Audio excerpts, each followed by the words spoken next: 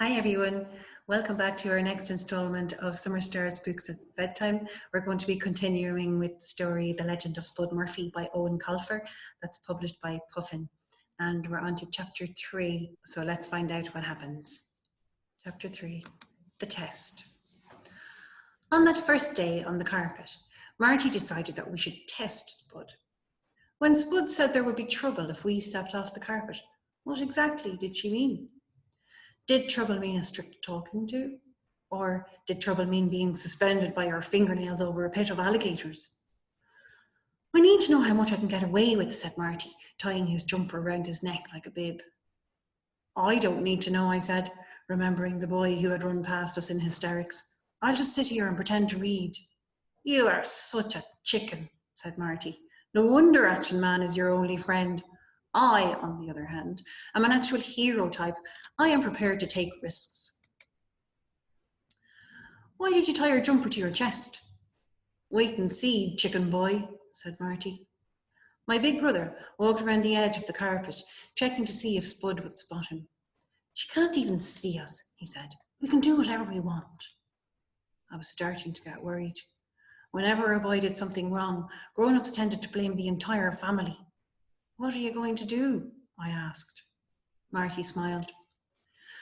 The best way to mess with the librarian is to put things back in the wrong place. He rubbed his hands gleefully. They hate that. It drives them nuts. Marty was an expert on messing with librarians. There had been several notes home from the school library.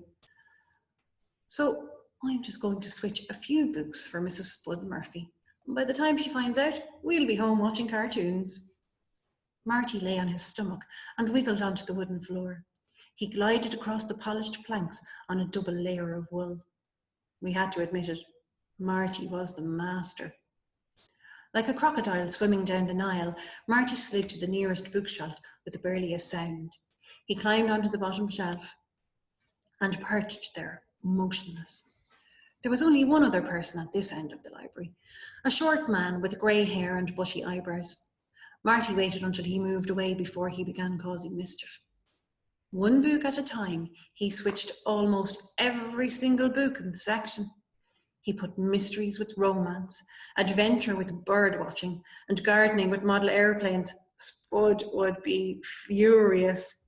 To make matters worse, Marty intended swapping the reference sheets at the end of each shelf.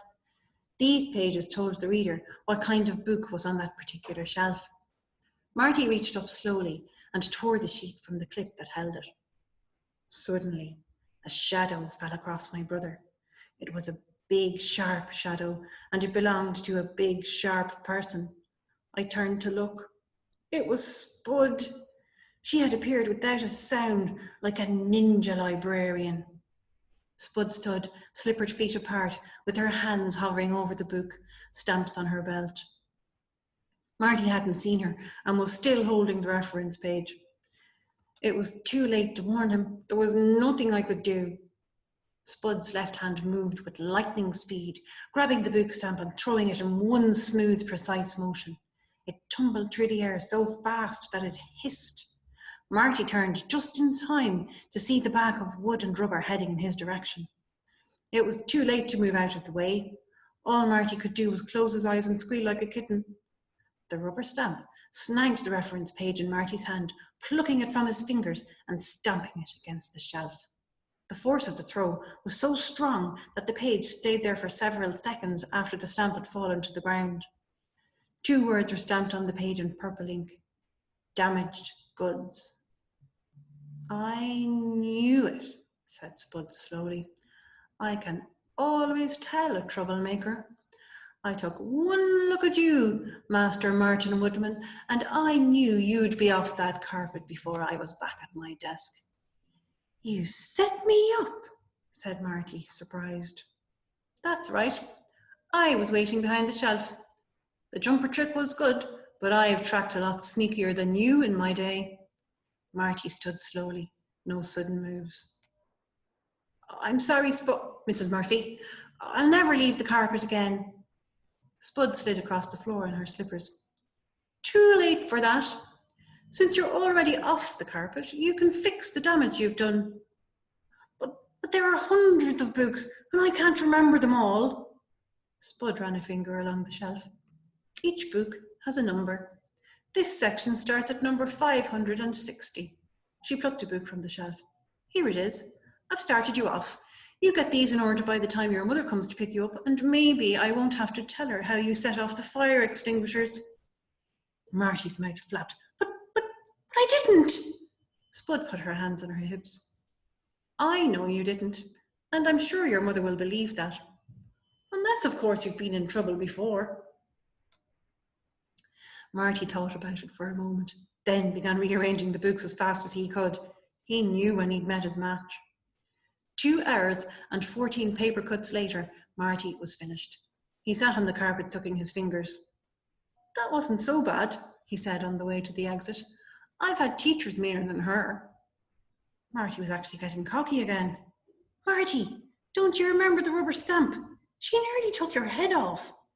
Yeah, that was cool. She must practice for hours. Do you think she'd really say that I set off the fire extinguishers? I don't care, I said. I just want to get out of here. Marty had started to wander over towards Spud. I couldn't believe it. Mum was outside waiting in the car. I could see her through the swing doors. We were almost safe, and Marty was going over to the librarian's desk. Excuse me, Mrs. Murphy. Spud's head swiveled slowly like a tank gun. Her eyes landed on Marty.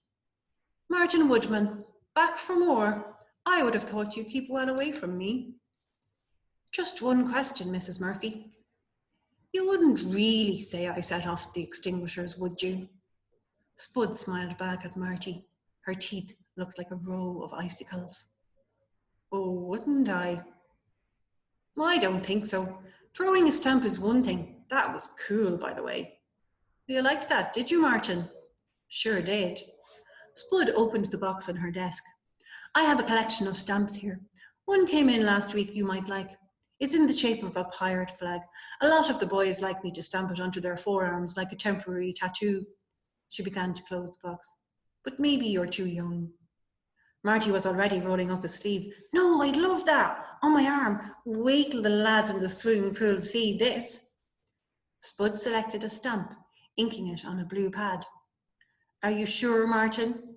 This won't wash off for days. I'm sure. Stamp away. Well, if you're sure, Spud's smile widened. Okay then, keep still. The librarian rolled the rubber stamp across Marty's forearm, across and back 3 times. When she removed the stamp, we leaned in to examine the pirate ship. Only it wasn't a pirate ship. It was a short sentence of 3 words. The words were, I love Barbie. Oops, said Spud. Wrong stamp. Sorry about that. Marty couldn't speak. If anyone saw those words on his forearm, he'd be teased for all eternity. You boys had better hurry up, said Spud, placing the stamp back in the box. One more thing. Any more of your little games, and I get nasty. There are worse things on this desk than rubber stamps. We walked to the door. Marty held his arm in front of him as though it belonged to someone else. Spud called to him as he opened the door. Oh, Martin, she said, enjoy swimming. And that was the end of chapter 3. That was my favourite chapter. So let's come back tomorrow for more, and we'll find out if the boys come back to the library to deal with Spud. Take care, everybody.